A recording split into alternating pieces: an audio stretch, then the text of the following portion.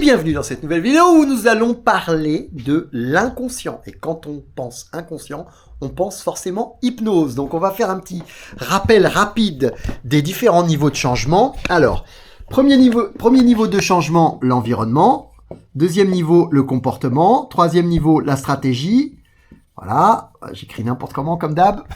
Il a une écriture de médecin alors qu'il n'est pas médecin. Stratégie. Ensuite, vous avez les croyances. Voilà, les croyances et l'identité. Mon tableau, il n'est pas très propre, mais ça prouve qu'il sert et qu'il fonctionne et qu'il y a du travail dessus. Quand c'est trop propre, c'est louche. Donc, environnement, comportement, stratégie, croyances, identité. Je vous expliquais sur cette vidéo de l'époque que ici, c'était tout ce qui était superficiel et temporaire. Donc, souvent, le changement sur cette partie-là, dans l'environnement, le comportement et les stratégies, en général, c'est superficiel et temporaire, puisque dès que tu arrêtes de le faire, et le changement, il repart en arrière. Et puis, les croyances et l'identité, c'était profond et durable. Le changement que tu obtiens ici, à ces niveaux-là, d'accord, puisque le changement, ça va de là, voilà, comme ça fait premier niveau, deuxième niveau, troisième, quatrième, plus tu descends, plus c'est profond. Profond et durable, c'est ici, et cette partie-là, c'est la partie inconsciente. C'est ce qu'on ne voit pas.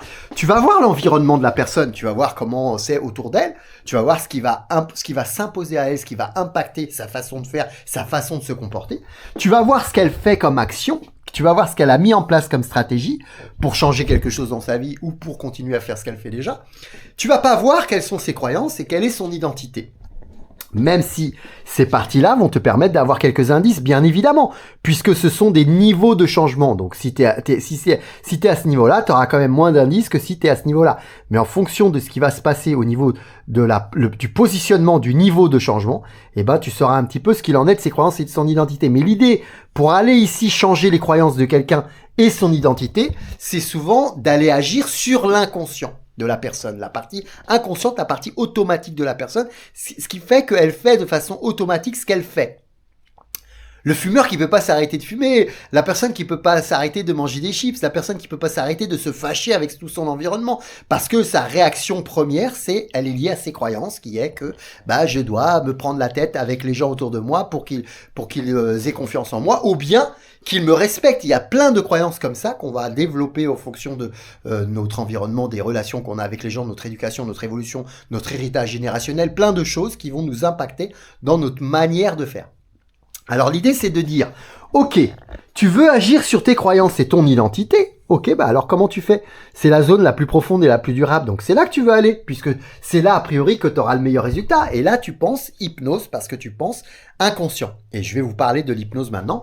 On va se mettre là sur le côté, comme ça on va garder ce tableau. Donc l'hypnose, alors moi ce que j'aime dire souvent aux personnes qui s'intéressent un petit peu à l'hypnose et qui veulent comprendre un petit peu comment ça fonctionne, je leur dis souvent qu'il n'y a pas d'hypnose. L'hypnose n'existe pas. Il n'y a que de l'auto-hypnose.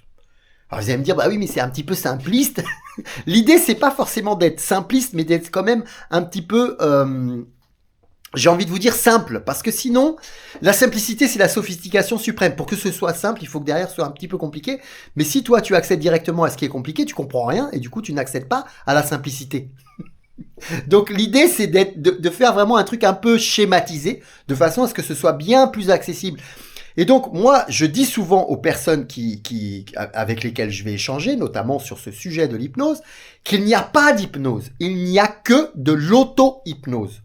Et à partir du moment où tu as compris qu'il n'y a que de l'auto-hypnose, déjà ça descend un petit peu le niveau de tension que tu peux avoir vis-à-vis de l'hypnose, parce que moi ça m'arrive assez souvent d'avoir des personnes qui sont un petit peu inquiètes, qui savent pas trop comment ça fonctionne. Est-ce que tu rentres dans le cerveau des gens? Est-ce que tu as accès à des informations? Qu'est-ce qui va se passer au niveau de son comportement après l'hypnose? Donc il y a toujours cette petite appréhension, cette petite peur qui est liée à quelque chose qu'on ne connaît pas. Mais l'hypnose, en fait, ça n'existe pas. Je ne peux pas, moi, arriver demain, je sais pas, chez ma banquière ou chez mon banquier, je lui dis bonjour, voilà, tu vas me faire un chèque de 10 000 euros. Pourquoi?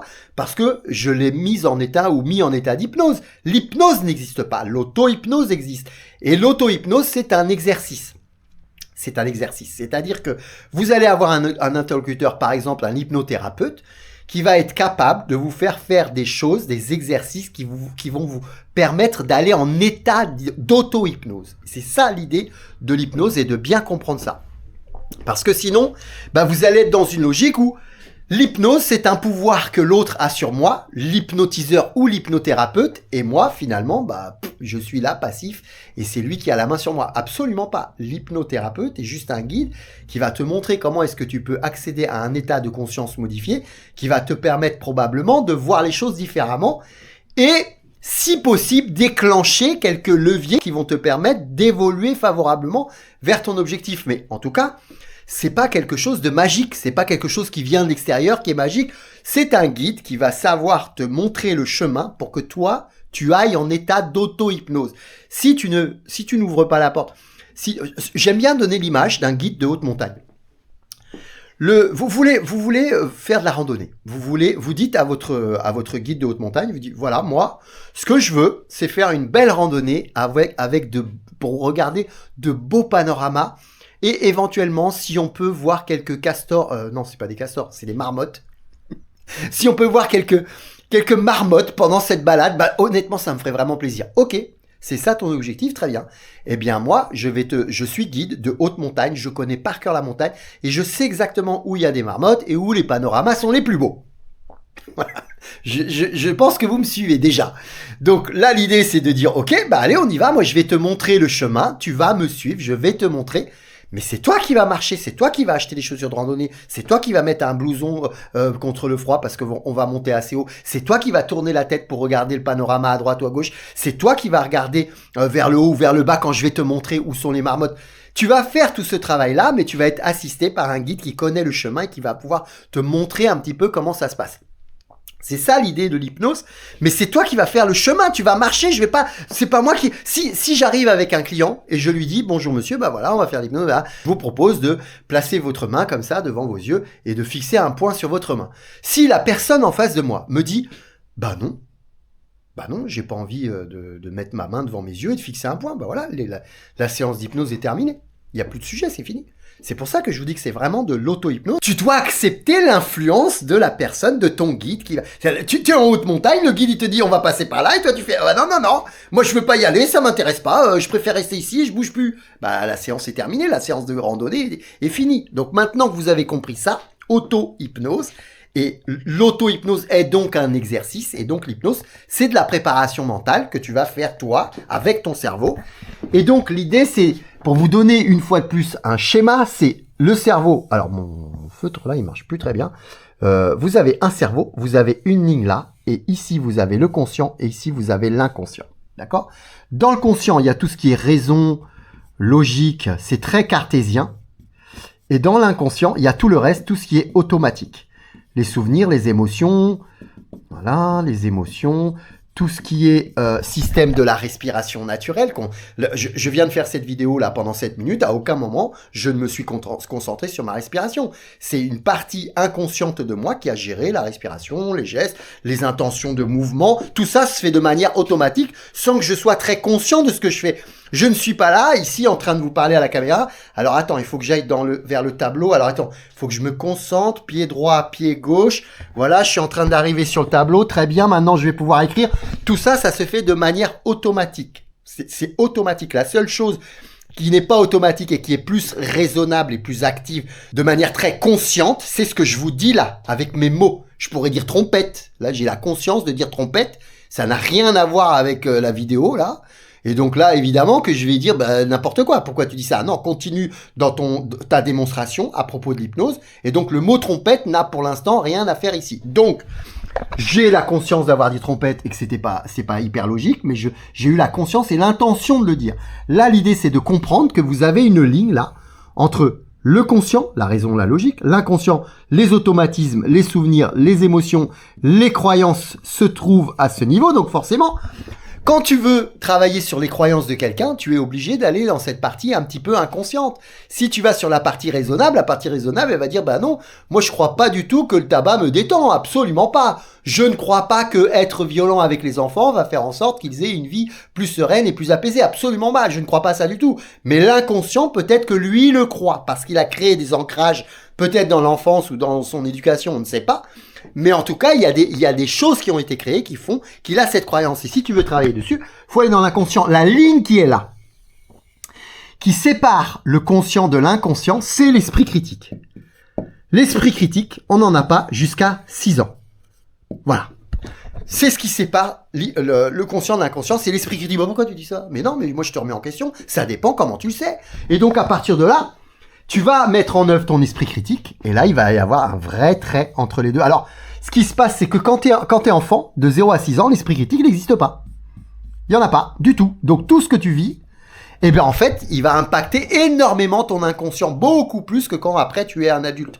Parce que tu n'as pas d'esprit critique pour dire, bah non, mais je suis pas tout à fait d'accord. Jusqu'à 6 ans, tu crois au Père Noël. Jusqu'à 6 ans, tu crois au Père Noël. Tu crois à la petite souris qui te donne un petit cadeau quand t'as perdu une dent. Tu crois à plein de choses parce que tu n'as pas cet esprit critique qui te permet de remettre en question ce qu'on va te dire et ce que tu vas vivre. Et donc, c'est pour ça que c'est très important cette étape de notre vie parce que on va être énormément impacté dans notre inconscient dans cette période de notre vie. Alors, ensuite, quand t'es plus âgé et que tu dis, bah tiens, moi j'aimerais bien accéder un petit peu plus à mon inconscient, comment est-ce que je pourrais faire pour justement supprimer cet esprit critique pour pouvoir être plus dans mon inconscient? L'esprit critique, on le supprime assez souvent. On le supprime assez souvent. En fait, ce qui fait que nous allons supprimer notre esprit critique, c'est l'imaginaire. À partir du moment où tu vas utiliser l'imaginaire, tu vas gommer ton esprit critique. Et moi, je dis souvent que l'imaginaire est une gomme à esprit critique. Dès que tu vas dans l'imaginaire, tu gommes ton esprit critique. Parce que l'imaginaire te permet de tout faire. Je peux fermer les yeux ici et imaginer que je suis en train de voler là au-dessus de l'immeuble dans lequel je suis en train de tourner cette vidéo. Il suffit que je fasse ça, mon cerveau va le faire. Il ne fait aucune différence entre ce qu'il imagine et la réalité. C'est ça qui est extrêmement incroyable avec le cerveau. C'est qu'il ne fait pas de différence entre l'imagination et la réalité. Si tu imagines de façon extrêmement active et forte que tu es en train de faire quelque chose, et ben lui il dit oui, et c'est exactement pareil en termes de tempérament et de... Si tu dis ok, la vie c'est nul, c'est de la merde, je suis un bon à rien, c'est vraiment le foutoir et la société je ne supporte plus, le cerveau il va faire ouais ok. Il va pas critiquer ça, il va dire ouais d'accord, ok. C'est ce que tu imagines, c'est ton système, c'est ce que tu veux mettre en place en termes de pensée, et donc à partir de là, tu es plus sur des pensées inconfortables et négatives. Et lui il va dire ok, il va pas dire oui mais non, tu sais, il faudrait que tu raisonnes un peu, parce que ton inconscient va dire bah ouais ok c'est bon, ouais ok la vie c'est nul. Si tu dis l'inverse, eh bien à ce moment-là, ça va être le même mécanisme. Si tu dis bah non mais finalement faut être positif, la vie c'est plutôt agréable, c'est juste il faut juste être capable de gérer un petit peu les situations et les problèmes comme ils arrivent avec le plus de positivité possible et avec un peu de raison, tout en étant quand même ouvert un petit peu à tes émotions pour les comprendre. Et donc, à partir de là, ton cerveau, il va faire « Ok, mais oui, mais je suis tout à fait d'accord. » Donc, l'état d'esprit va énormément influencer notre imaginaire et donc l'état de notre inconscient. Parce que c'est ça qui va gommer l'esprit critique. Quand l'enfant n'est plus dans l'imaginaire, quand il sort de ses 6 ans et qu'il est un petit peu plus raisonnable, eh ben il va dire mais non mais le Père Noël il peut pas exister, il peut pas donner des cadeaux à tous les enfants de la Terre en même temps, c'est impossible. Et donc, à partir de là, il est obligé de faire appel à son imaginaire pour imaginer que ce soit possible. Quand il fait plus ce travail-là, eh ben, il dit, je crois plus au Père Noël. Ben oui, j'espère qu'il n'y a pas des enfants qui regardent cette vidéo qui ont dessous 6 ans. J'aurais dû mettre un petit avertissement. Non, mais je pense pas. C'est pas une chaîne pour les enfants, je l'ai mis sur YouTube. Mais imaginez un enfant de 6 ans qui dit, mais comment ça? Le Père Noël n'existe pas, mais c'est inadmissible. Mais même comme ça, quand ton imaginaire, il est extrêmement puissant, tes croyances-là, vont être extrêmement puissantes. Donc si tu dis à un enfant de 3 ans que le Père Noël n'existe pas, ça n'aura pas d'impact sur lui, parce que l'imaginaire est tellement fort, il est tellement hypnotisé par cet imaginaire puissant qui s'impose à lui, qu'il va dire ah ben non mais tu mens, c'est pas vrai, mais moi je crois quand même au Père Noël, mais il va pas remettre en question. Par contre quand on arrive aux frontières là des 6 ans, ça va être un peu différent, c'est-à-dire que dans la cour d'école, il va entendre un petit copain qui dit le Père Noël n'existe pas, moi mon père il m'a déjà dit que c'était lui, et là ça va s'éclairer dans son esprit, il va sortir de son inconscient pour aller dans la raison. L'esprit critique, il a été, vous voyez, là, cette ligne là, tac, elle va commencer à se solidifier et là terminer. Alors évidemment que quand tu es un adulte, si tu veux aller dans l'inconscient, si tu veux aller là, il va falloir que tu passes par l'imagination, évidemment. Et on est très souvent hypnotisé.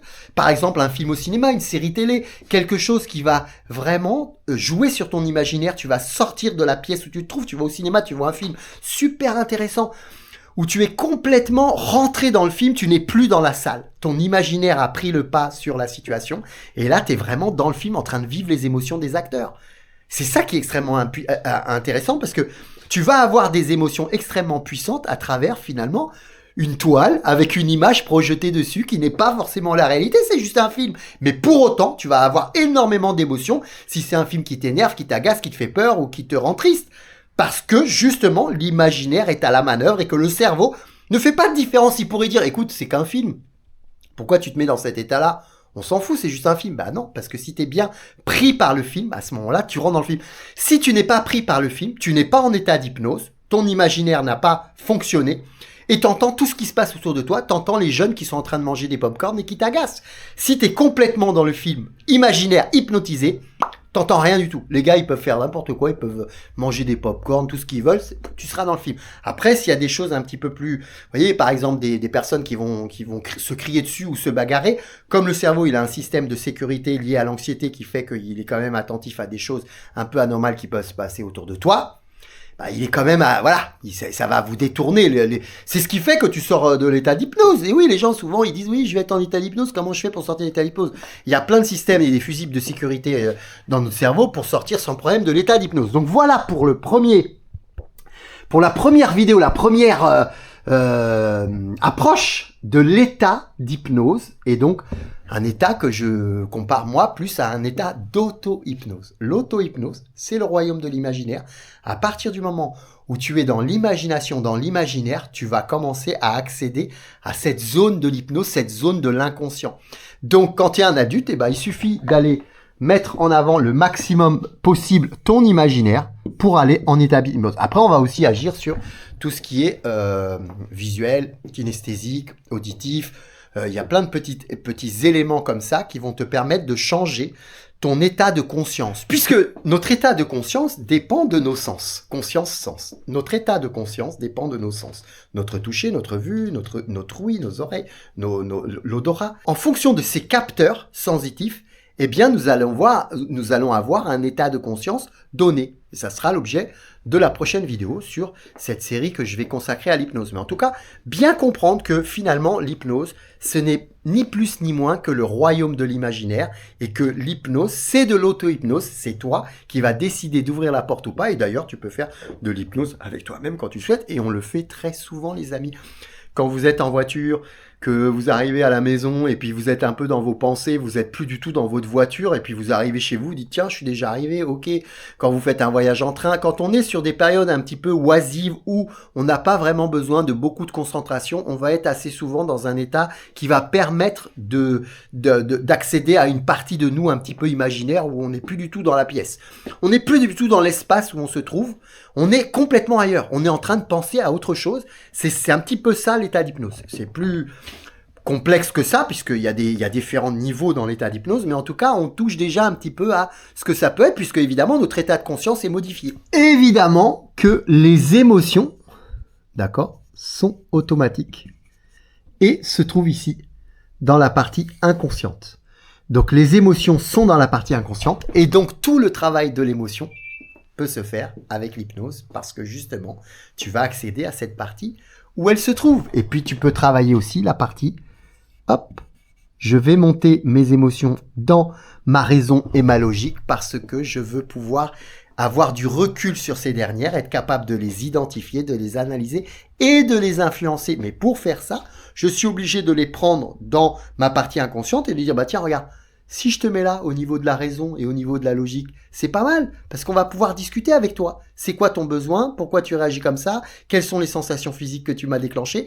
Elles commencent par être déclenchées dans ma partie inconsciente automatique. Oh mon Dieu, j'ai la moutarde qui me monte au nez, je suis en colère. Mais oui, mais quel est ton besoin? Très bien. Je vais te prendre ici, ok, je te monte au niveau de la raison et de la logique, grâce à mon imaginaire, que je vais pouvoir travailler, m'entraîner pour influencer mon émotion.